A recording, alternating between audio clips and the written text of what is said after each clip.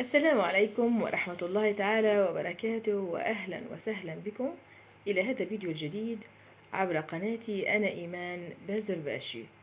أرجو من يراني للمرة الأولى الاشتراك في القناة وتفعيل زر الجرس ليصله كل جديد. أود من خلال هذا الفيديو اليوم تقديم قصيدة جديدة لي كتبتها مؤخرا، أرجو أن تنال إعجابكم وأسعد بقراءة تعليقاتكم وآراءكم حول القصيدة. القصيدة بعنوان سأفتح باب الشعر.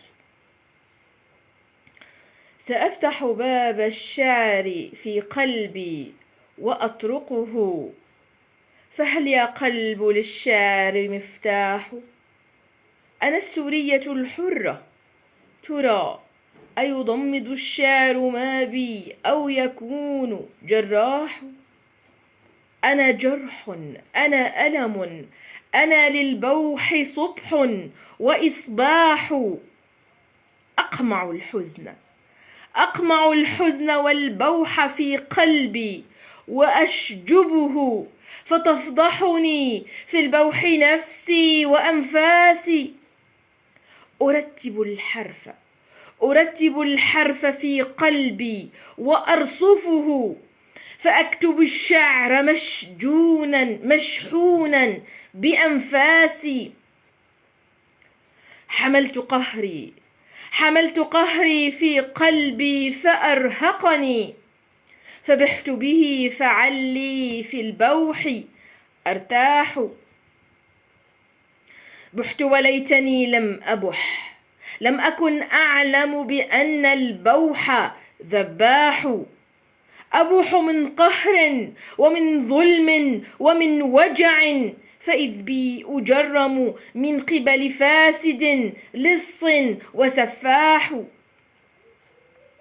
على كل البسيطة يحق لمن ظلم أن يصرخ، إلا ها هنا من يبوح يجلد ودمه يستباح.